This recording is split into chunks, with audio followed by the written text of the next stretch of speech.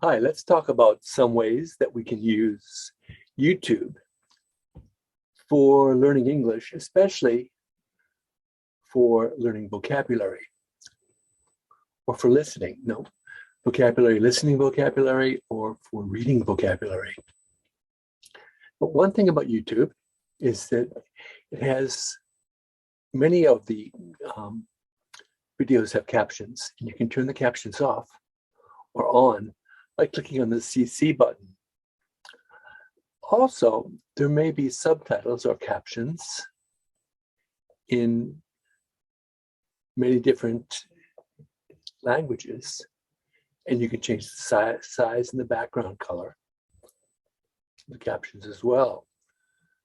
So this only has captions in English, but some of them even have captions in Japanese. Also notice it says English auto-generated.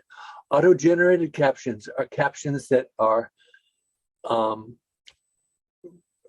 created automatically by YouTube. So there may be some mistakes. Another possibility to look at in the captions in the options section is playback speed. Some YouTubers speak very quickly because they want to get a lot of information into a short video. Sometimes it might be a good idea to try the video, listening to the video at different speeds.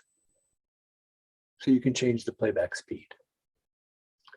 Another really valuable function of YouTube is now down here next to the dislike and share sections are 3 dots. If you click on those 3 dots, you can see report or show transcript. Show transcript will give you the words of the video and also the timing. And as you listen... In preparation for their journey, birds spend weeks gorging themselves on food to fatten themselves up, sometimes doubling their weight. So the next... You can see how the section that the speaker is talking or speaking is highlighted over on this transcript section.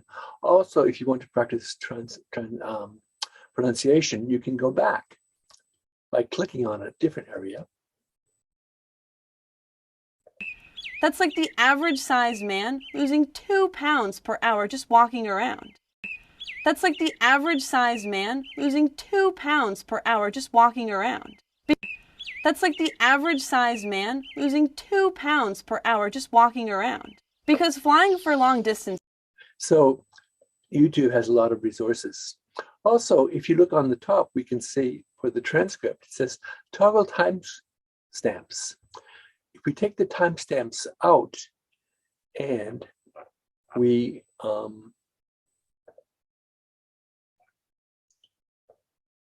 copy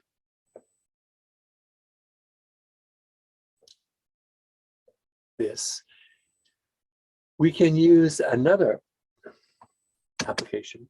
For example, I like to use an application called DeepL to do a machine translation of the script.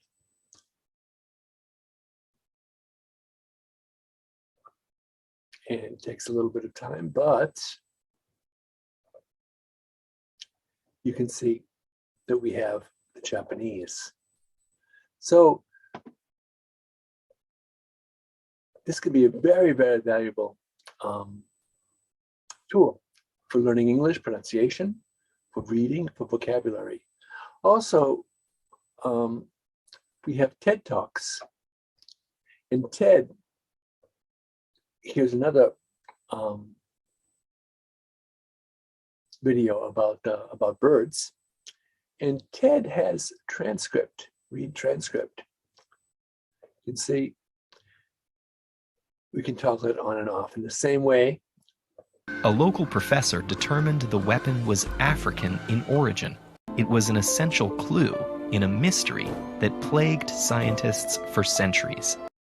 Now we can do this, I believe,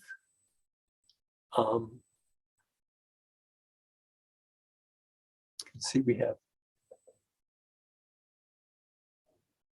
for example, you could.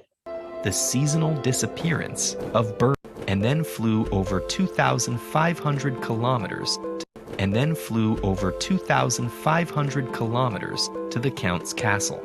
This astonishing flight wasn't just evidence of the stork's resilience, it was an essential. So you can actually look at this in two languages and compare them if you want to for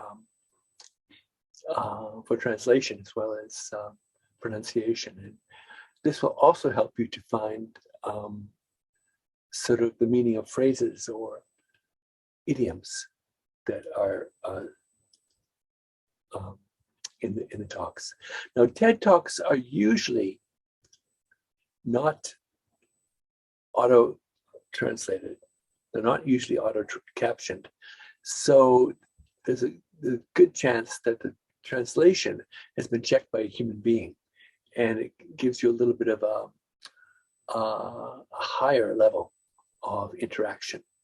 So as you can see, YouTube can be a very useful tool